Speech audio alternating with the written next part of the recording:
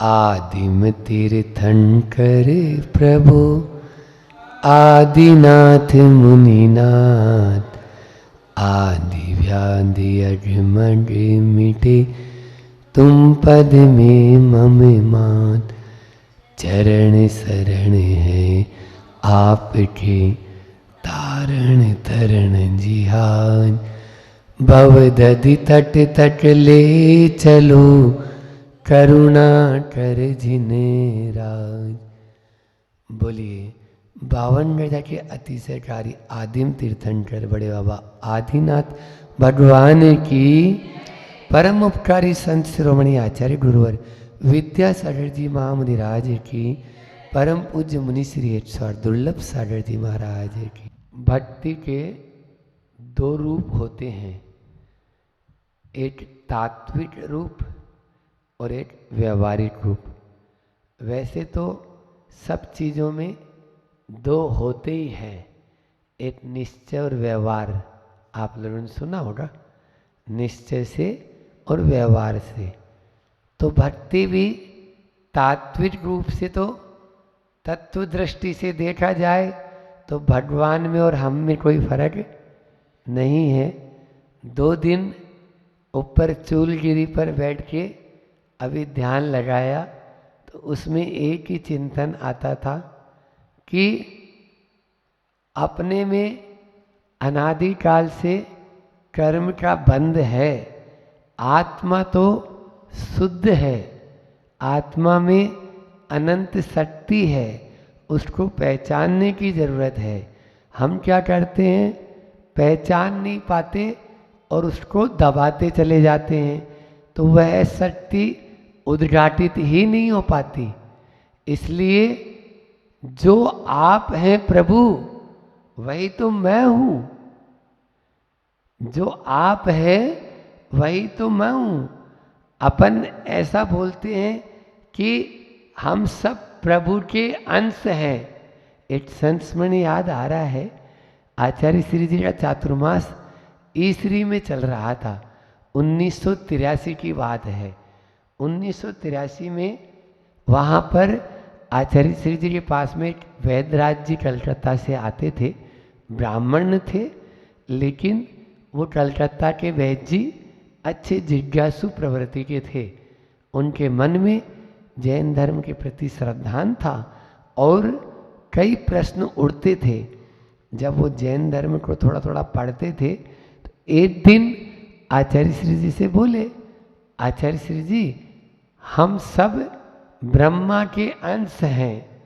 उनके यहाँ ब्रह्मा जो है उससे उत्पत्ति मानते हैं, तो बोले हम सब ब्रह्मा के अंश हैं। आचार्य श्री जी ने बोला ब्रह्मा के थोड़ा सा सुधार लो, ब्रह्मा के अंश जैसे अंश नहीं, हम सब ब्रह्मा ही हैं। क्या बोला, हम सब ब्रह्मा ही हैं, हमारे अंदर में ब्रह्म है, आत्मा। कुंद कुंद आचार्य कहते हैं अप्पा सो परमप्पा, है ना, आत्मा ही परमात्मा है। अलग से कोई उठा के कहीं से लाना नहीं है, बस हमारे भीतर की उस शक्ति को उद्घाटित करना है। और वो तभी होगा, चूलगिरी के पर्वत पर जाके बैठ जाओ तो अपना आप हो जाएगा, क्यों नहीं होगा, होना ही पड़ेगा। इस प्रकार से ठीक है, वर्तमान में सैनन नहीं है इसलिए नीचे उतरना होता है। 2 दिन में 3 दिन में उतर के आ जाओ तो अपना आहार लेना। हाँ, तो इस प्रकार से कर सकते हैं। तो ये तात्विक रूप है। फिर दूसरा व्यवहारिक रूप। व्यवहारिक रूप क्या है, व्यवहारिक रूप जो भक्ति का होता है कि भगवान व्यवहार से मैं तो दोष, दुर्बलता, दुर्गुणों का भंडार हूं और आप त्रिकाल शुद्ध हैं, आप चैतन्य हैं, आप परम पवित्र हैं। प्रभु पतित पावन मैं अपावन, शरण आयो शरण जी। आपके चरण आयो शरण जी। आपके चरणों में आया। मैं आप तो पावन हैं और मैं क्या हूं? बोलो, पतित। प्रभु पतित पावन, मैं अपावन। आप तो पतित पावन हैं, पतितों को पावन करने वाले हैं, जो नीचे गिरे हैं उनको ऊपर उठाने वाले हैं। और आपकी शरण में मैं अपावन आया हूं, अब मैं पावन होना चाहता हूं। भक्ति वही कर पाएगा। आचार्य श्री जी बार बार कहते हैं, जो अपने आप को अपावन मानेगा, अपावन नहीं मानोगे तो भक्ति कैसे कर पाएंगे? हम प्रभु जी दोनों हो गया। देखो, मैं दो मुंह से बोल रहा हूं, आप ऐसा नहीं, मुंह तो एक ही होता है, दो नहीं होते। लेकिन एक दृष्टि थी, तात्विक दृष्टि। हे प्रभु, आप में और मेरे में कोई भेद नहीं है, यह है तत्व दृष्टि। और व्यवहारिक दृष्टि, प्रभु मैं तो अपावन हूं, अभी आपकी तरह पावन बनना चाहता हूं, बस आपके चरणों में आ गया हूं। पारस होता है ना, पारस मणि, देखा तो नहीं है लेकिन सुना है ना। तो लोहा भी सोना बन जाता है, पारस मणि को छूने से लोहा भी सोना बन जाता है। लेकिन बुआ जी कौन सा? बोलो। जिस सोने पे जंग नहीं चढ़ी हो। हाँ, हम लोग तो जंग वाला सोना है, कितना ही उसको छुआओ वो बीच में जंग आ रही है। मोह की जंग अनादि से लगी है, समझ में आ रहा है? राग द्वेष की जंग अनादि काल से लगी है। तो पारस को छूने से लोहा सोना बनता है, लेकिन कौन सा? जिस पे जंग नहीं लगी हो, अपनी जंग को दूर कर लो। हम वही काम कर रहे हैं। आप लोगों की जंग को थोड़ा रेत पेपर होता है ना, रेत पेपर, उससे घिस रगड़ कर दूर करना चाहते हैं। लेकिन आप हैं कि दूर भाग जाते हैं। थोड़ा सा घिसता हूँ और फिर बढ़ जाते हैं, थोड़ा सा घिसता हूँ फिर बढ़ जाते हैं। तो ऐसे थोड़ी दूर होगी, वो तो तब दूर होगी जब बराबर उसको घिसते चले जाएंगे, घिसते चले जाएंगे। आचार्य कुंद कुंद भगवान ने समय सार में ज्ञानी और अज्ञानी की यही परिणति बताई। ज्ञानी जो होता है वो लोहे की तरह होता है, ज्ञानी जो होता है वो सोने की तरह होता है, और अज्ञानी लोहे की तरह। सोने को कीचड़ में डाल दो, एक दो दिन नहीं, महीना दो महीना नहीं, साल दो साल तक भी डाल दो, और उसके बाद निकालो, कंचन सा निकलता है। और लोहे को अभी बरसात के मौसम में देखो, 2-4-5 दिन में ही जंग खा जाता है। क्यों? क्योंकि वो पकड़ लेता है। आप लोग भी पकड़ते हो, है ना? पकड़ो मत, जो पकड़ेगा पकड़ो, लेकिन किसको? देव शास्त्र गुरु को। तब तो आप सोना बन जाएंगे, अन्यथा लोहा तो अपन है ही। तो मानतुंग आचार्य कहते हैं कि कर्म के बंधन को तोड़ना चाहते हो तो प्रभु की भक्ति करना है। और प्रभु की भक्ति करने के लिए सबसे पहले हमारे भीतर में, वो बोलते हैं ना, एक भजन में आता है कि मैंने आंगन नहीं बुहारा, मैंने आंगन नहीं बुहारा, कैसे आएंगे भगवान, कैसे आएंगे भगवान। जब तक हम आंगन को साफ नहीं करेंगे, आप अच्छे से भगवान के लिए बढ़िया उच्च आसन नहीं देंगे, तो कैसे भगवान आएंगे? बस यहाँ पर भी आचार्य मानतुंग आचार्य इन श्लोकों में भूमिका बना रहे हैं। भूमिका के माध्यम से बोले मैं आपकी भक्ति नहीं कर सकता हूँ। इसके पहले 4 शब्द बताया था हमने, कौन कौन से बोलो? कल तो किया ही नहीं, परसों, हाँ नहीं, वो तो उसके पहले बताया था, परसों वाला बताओ। परसों था बुद्धि, लज्जा, शक्ति और भक्ति। तीसरे श्लोक में बताया था ना, बुद्धि, हमें बुद्धि को छोड़ना होगा। बुद्धि के बिना भी, हे भगवान, बुद्धि के बिना भी मैं लज्जा को छोड़कर, सारी शर्म को छोड़कर, ये भी एक विडंबना है कि आदमी धर्म में आता है या कोई अच्छे कार्य में तो उसको लज्जा आती है और बुरे कार्य में लज्जा नहीं आती। आप देख लो, आप अगर किसी को बोलो, अपने ही पति देव को आप लोग बोले थोड़ा सा अभिषेक कर लो, या बेटे को बोले और धोती पहनने में उसको शर्म आती है, बोलो आती है ना? पूजा करने में, धोती पहनने में, आहार देने में तो शर्म आती है, और डांस करने में, रोड के ऊपर खड़े होकर नाचने में तब कोई शर्म नहीं आती वहां पर। आप देखो ये कैसा काल है या कैसी मानसिकता है, इसको सुधारना जरूरी है। जहां लाज आना चाहिए था वहां तो लज्जा आ नहीं रही, और जहां लज्जा नहीं आनी चाहिए थी वहां लज्जा आ रही है। निश्चित रूप से कहीं ना कहीं हमारे में कमी है, तो लज्जा से दूर, फिर शक्ति हमारे में बहुत है, भक्ति करने की जरूरत है। ये 4 शब्द हमने किए थे, आज फिर से अपन 4 शब्द लेंगे। उससे पहले आज का जो श्लोक है वो अपन दोहराते हैं ताकि याद भी हो जाए और अर्थ भी अपन उसका लगाएंगे। वक्तुम गुणान गुण समुद्र शशांक कांतान,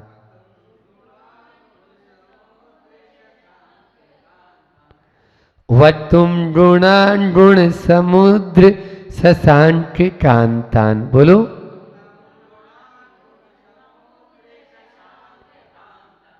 कस्ते क्षम सुर गुरु प्रतिमोपि बुद्ध्या,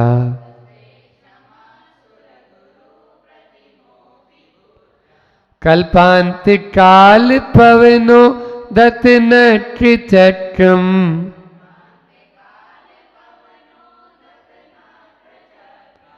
कोवातरी तुमल मम्बुनिधिम भुजाभ्याम।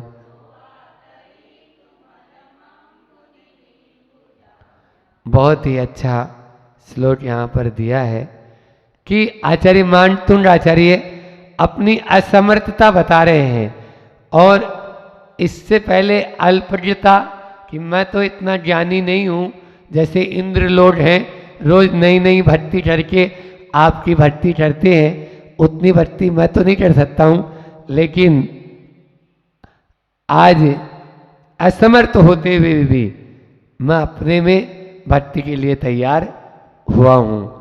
देखो अर्थ पहले शब्दार्थ देते हैं। गुण समुद्र, उसके आगे एक चिन्ह लगा है, वो चिन्ह है संबोधन का।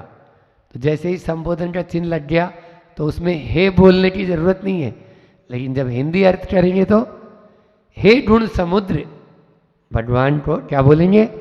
हे गुण समुद्र, आप तो गुणों के समुद्र हो, हे गुणों के सागर,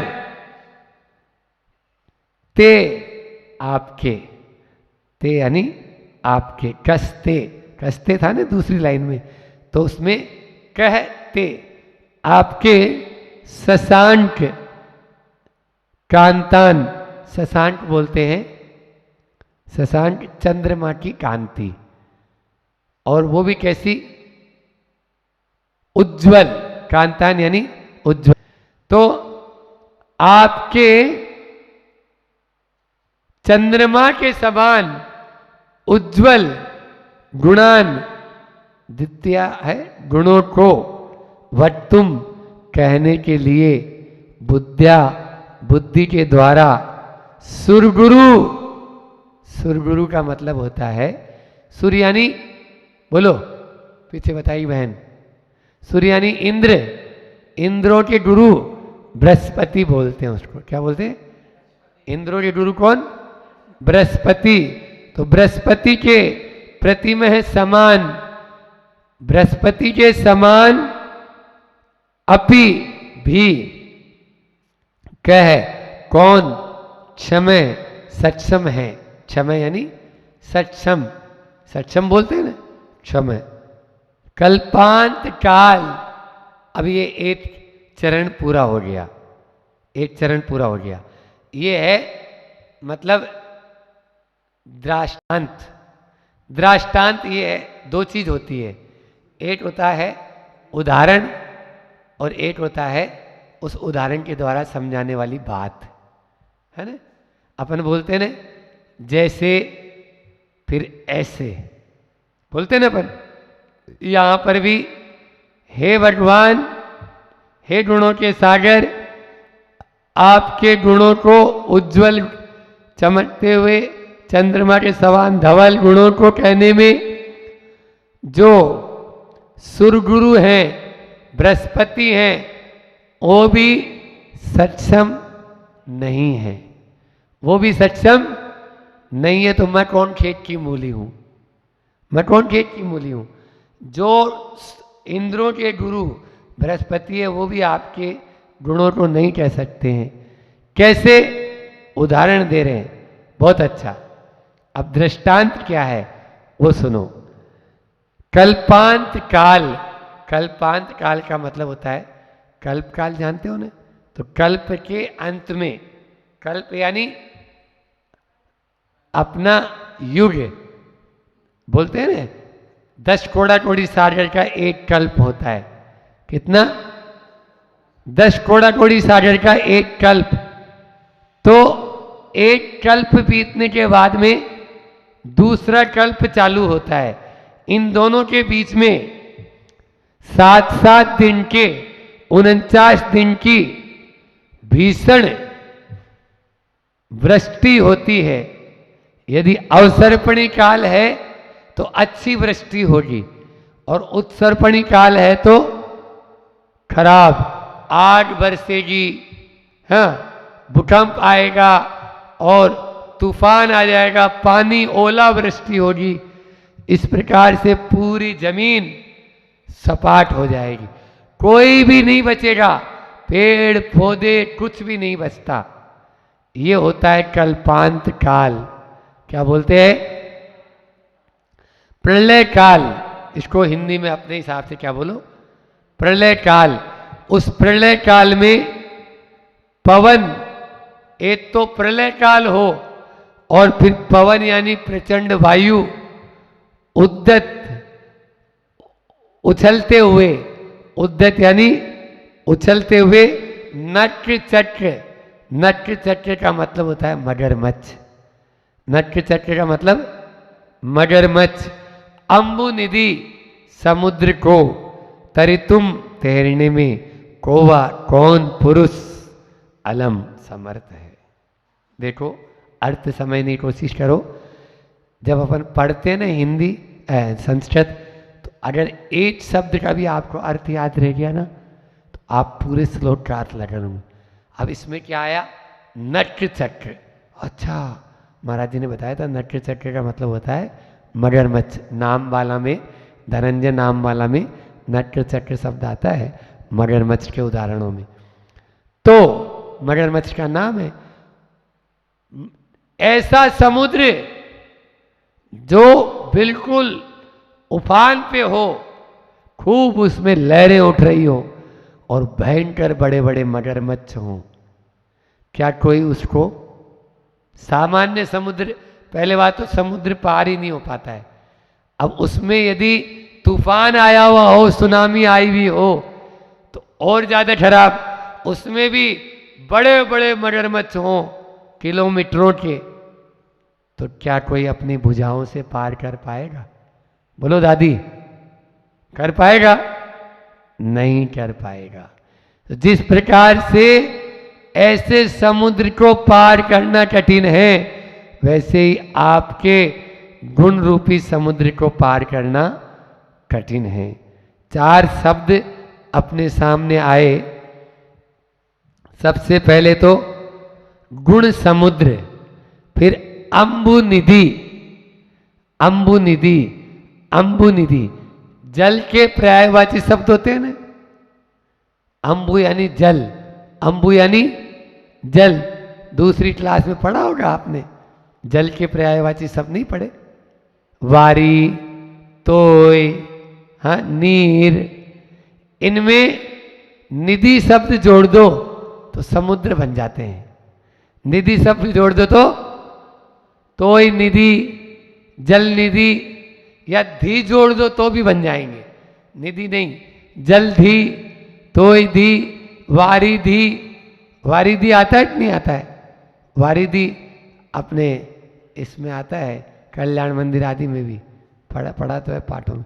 तो वारी धी आप लोग, तो ये शब्द वारी यानी पानी और धी यानी धारण करने वाला।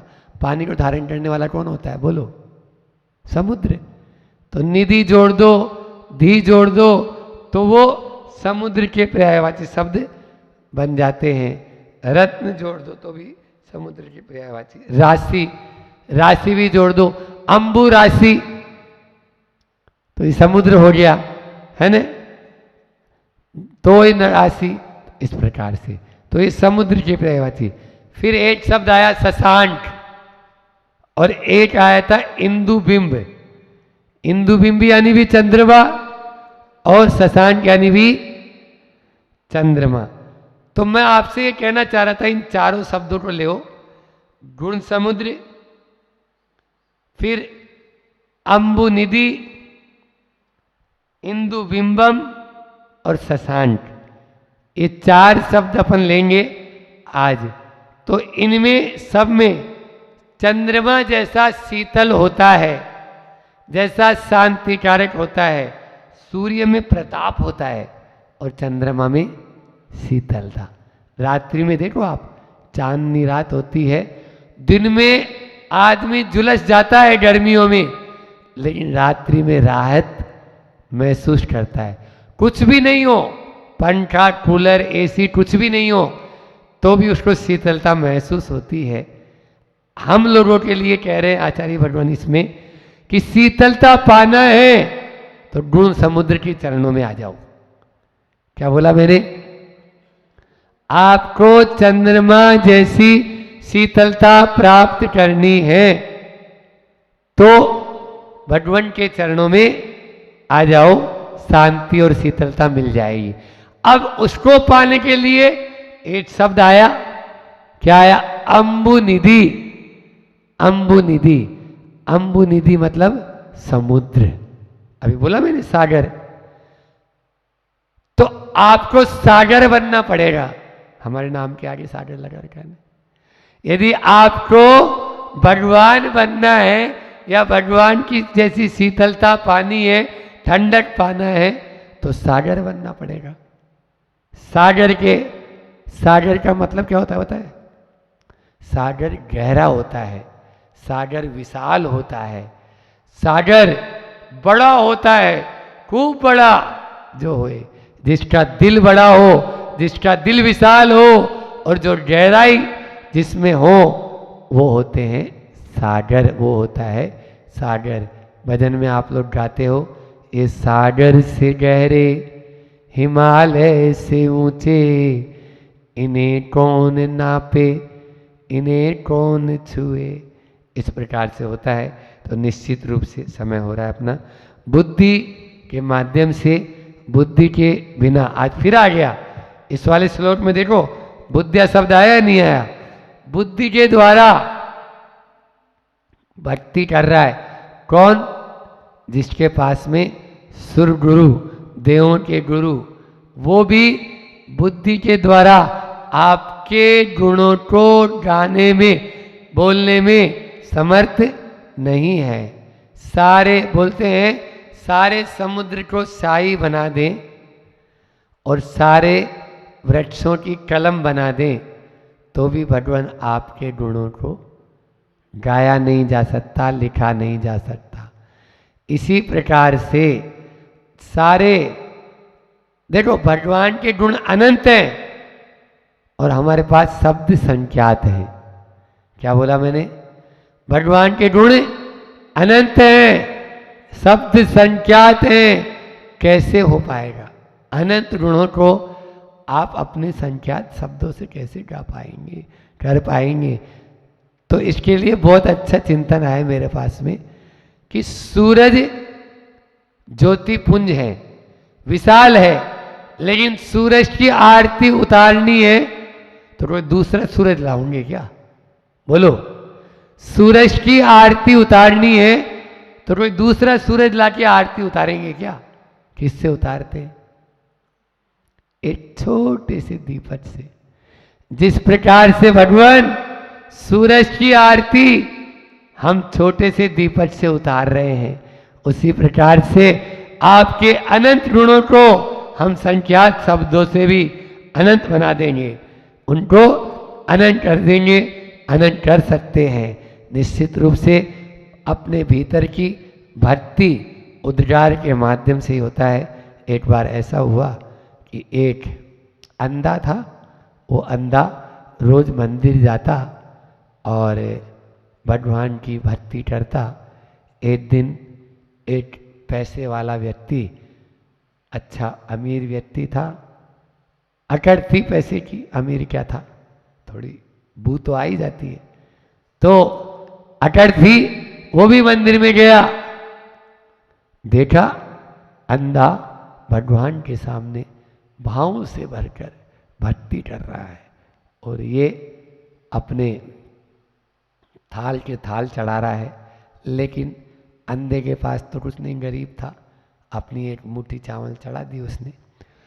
इधर उस सेठ ने उस अंधे से कहा, क्यों बे, तुम्हें दिखता है जो तुम इतना भगवान के चरणों में रोज आते हो, तुम्हें दिखता तो है नहीं, फिर क्यों आते हो तुम भगवान के चरणों में? क्या भगवान को तुमने देखा? उसने जो जवाब दिया वो लाजवाब था कि सुनो, मुझे नहीं दिखता है ये ठीक है, और मुझे दिखने से भी क्या प्रयोजन, भगवान को तो दिखता है, भगवान तो देख रहे हैं, वो तो सबको देखते हैं, भगवान मुझे देख रहे हैं, मेरा बेड़ा पार हो जाएगा। हमें नहीं दिखता है, इसका क्या गम है, लेकिन भगवान मुझे देख रहे हैं, ये क्या कम है, ये क्या कम है, भगवान मुझे देख लेंगे, उसी में बेड़ा पार हो जाएगा। भक्ति के माध्यम से ही हमारा बेड़ा पार हो सकता है। भक्ति दो रूप में होती है, एक समर्पण के माध्यम से और एक प्रेम के माध्यम से। याद रखना, क्या बोला बुआ जी? बोलो, प्रेम और समर्पण, इसके बिना भक्ति होगी नहीं होगी। आप लोग दौड़े दौड़े चले आते हो बड़वानी से, हाँ, कैसे चले आते हो? क्योंकि प्रेम आपके अंदर में उमड़ पड़ता है और समर्पण की भावना आपके अंदर में है। तो मैं कहना चाहूंगा कि प्रेम और समर्पण हुए बिना भक्ति नहीं होती है। आप लोगों ने दोनों का उदाहरण बहुत अच्छा दिया, प्रमाण सागर जी ने मुझसे सुना था डाल्टनगंज में। तो प्रेम कैसा होना चाहिए? भक्ति प्रेम रूपा, ये शास्त्रों में कहा। समर्पण और प्रेम दो प्रकार से होता है। एक तो आप लोगों ने बिल्ली को देखा, बिल्ली बिल्ली बिल्ली देखी और बंदरिया भी देखी, दोनों के बच्चे भी देखे होंगे। एक बंदरिया का बच्चा होता है जो अपनी माँ से बिल्कुल चिपक के पकड़े रहता है, और एक बिल्ली का बच्चा होता है वो चिपक के नहीं रहता, लेकिन ऐसा कहा जाता है कि बिल्ली जहाँ जन्म देती है बच्चों को वहाँ नहीं रखती, वहाँ से उठाकर ट्रांसफर कर देती है दूसरी जगह। तो अब वो तो चलेगा नहीं बच्चा, तो वो अपने जिन दांतों से चूहे को पकड़ती है ना, सुन रहे हो नहीं सुन रहे हो? भावनाओं का कमाल, जिन दांतों से चूहे को पकड़ती है उसी मुंह से बच्चों को भी पकड़ती है, लेकिन एक दांत नहीं चुभता, उस मुख से उठाती है और दूसरे स्थान पे रखती है। ऐसा सुना है, देखा भी है किसी घर में, तो वो ट्रांसफर कर देती है। तो वहां पर तो एक समर्पण है बिल्ली के बच्चे जैसा, और एक समर्पण है बंदरिया जैसा, बंदरिया बिल्कुल चिपका रहता है, बस तुम जहाँ जाओगे वहाँ मैं चलूंगी। वो बच्चा क्या कहता है, तुम जहाँ जाएगी मैं तेरे साथ रहूंगा, एक पल भी दूर नहीं होऊंगा। और वो जो है समर्पण बिल्ली का बच्चा, जहां रख दोगे नाथ वहीं मैं रहूंगा। तो जहां आप मुझे रख दोगे वहीं पर मैं रहूंगा। वो अपना समर्पण, ऐसा नहीं किंतु परंतु उसमें लगा रहा है या इधर उधर भाग रहा है। तो बिल्ली के बच्चे जैसा और बंदरिया जैसा समर्पण हमारा होगा, तब ही हम प्रभु की भक्ति कर पाएंगे, अन्यथा भक्ति नहीं कर पाएंगे। ऐसा समर्पण हमारे भीतर भी आए तभी हम भक्ति करेंगे। इतना ही रखते हैं। तो आज के श्लोक का दोनों अर्थ मैंने बताए, एक शाब्दिक अर्थ भी और एक आध्यात्मिक अर्थ भी। आध्यात्मिक अर्थ ये है कि हम भगवान जैसे गुणों को प्राप्त करना चाहते हैं तो अमुनिधि अपने गुणों के सागर, हमें सागर बनना पड़ेगा। और सागर बिना रत्नत्रय धारण किए बिना नहीं बन पाओगे। इसलिए रत्नत्रय को धारण करेंगे तो हम अपनी आत्मा को सागर अवश्य बना लेंगे। और सागर बना लेंगे तो प्रभु के गुणों को भी हम प्राप्त कर लेंगे। और दूसरा शाब्दिक अर्थ था कि भगवान मेरे में कहाँ शक्ति है, आपके जैसे बाहुओं से उछलते हुए समुद्र को पार करना कठिन है, वैसे ही मैं आपकी भक्ति करने में असमर्थ हूँ। लेकिन फिर भी मैं भक्ति करना छोड़ूंगा नहीं। मैं जो मेरे टूटे फूटे शब्द हैं उन्हीं से ही आपकी भक्ति करूंगा। ऐसा आचार्य मान तुम कह रहे हैं। बोलिए अहिंसा परमो धर्म की। आचार्य गुरुवर विद्यासागर जी महामुनि राज की। परिग्रह के भाव भी, परिग्रह के अंदर लगे रहना भी पाप है। परंतु क्या 24 घंटे उसी में लगे रहते हैं? नहीं महाराज जी, उसमें लेते हैं। मतलब पांचों पाप हैं। इन पांचों पापों से भी मैं एक बहुत बड़ा पाप मानता हूं। इन पांचों पापों का बाप और मानता हूं। क्या? तो वो पांचों पापों, इन पांचों पापों से बड़ा पाप क्या है? तो उसका उत्तर है, वो कौन सा पाप है? तो वो है हमारे अंदर किसी के प्रति जो बेथवी गठान है, जो बैर भाव है, वो इससे भी बड़ा पाप है। क्यों इससे बड़ा पाप है? क्योंकि जिससे हमने बैर किया, ध्यान से सुनना, बहुत काम की बात बोल रहा हूं, जिससे हमने बैर किया, जिसके प्रति हमने द्वेष भाव रखा, उसके प्रति हमारा भाव क्या होगा? हमेशा बुरा करने के भाव होंगे। उसके प्रति हमारे सतत घृणा के भाव होंगे। उसके प्रति हमारे हमेशा दुश्मनी के भाव होंगे। उसके प्रति हमेशा क्रूरता के भाव होंगे। उसके प्रति हमेशा बदला लेने के भाव होंगे। उसको हमेशा अपमानित करने के भाव होंगे। उसको हमेशा नीचा दिखाने के भाव होंगे। उसको हमेशा सतत उसके मन में, हमारे मन में 24 घंटे, यहाँ तक कि स्वप्न में भी यही चलता रहेगा। यही चलता रहेगा। इसका तात्पर्य क्या? वो पांच पाप से बड़ा पाप क्या है? आपके मन में बैठी गठान किसी के प्रति, क्योंकि वो तो 24 घंटे आपके मन में लगी हुई है, तो वो तो और बड़ा पाप हो गया। इन पांचों पापों का बाप वो हो गया अगर किसी से द्वेष है आपके अंदर। अन्य दूसरे पापों को लगभग मन लगातार नहीं करता, चाहे झूठ हो, झूठ वो हमेशा चोरी हो, कुशील हो, परिग्रह हो, लगातार नहीं करता। परंतु ये ध्यान रखना, ये जो द्वेष भाव है, ये जो गठान है, ये मन में हमेशा लगी है, वो हमेशा रहेगी और हमेशा पाप का बंध कराते रहेगी। बिल्कुल कराते रहेगी, मान के चलना। क्योंकि सभी पापों को प्रमुखता से मन में उससे अधिक द्वेष भाव की गठान आपने रख रखी है। अन्यथा एक बात ध्यान रखना कि कोई भी हो, चाहे किसी भी प्रकार से हो, हम अगर देखें तो हम लगातार झूठ नहीं बोल सकते। बोलो बोल सकता है कोई झूठ? बोलो बोल सकता है कोई झूठ? नहीं लग सकता। लेकिन अगर मान लो किसी के प्रति द्वेष भाव की गठान है, मन में है, वो लगातार है कि नहीं? बताओ तो, है ना?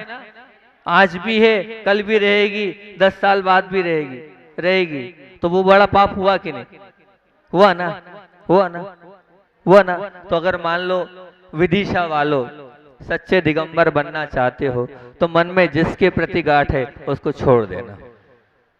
अगर सच्चे दिगंबर धर्म को मानने वाले मन से दिगंबर बनोगे तब आप दिगंबर धर्म के अनुयायी कहलाओगे। नहीं मान के चलना। आप धागे में गठान बांधते हो, वो अगर ज्यादा दिन नहीं खोलते हो तो क्या होगा, फिर अगर खोलने का प्रयास करो तो खुलेगी, वो बहुत मुश्किल से खुलेगी। खुल तो जाएगी पर बहुत मुश्किल से खुलेगी। बस एक बात ध्यान रखना, अगर आपके मन में भी किसी के प्रति गठान बैठी हुई है वो, तो उसको खोलने में भी बहुत समय लगेगा। अगर जितना लंबा, जितनी ड्यूरिटी बढ़ती चली जाएगी वो गठान उतनी बढ़ती चली जाएगी, वो उतनी बढ़ती चली जाएगी। मान के चलना, बिल्कुल सत्य है, शाश्वत सत्य है।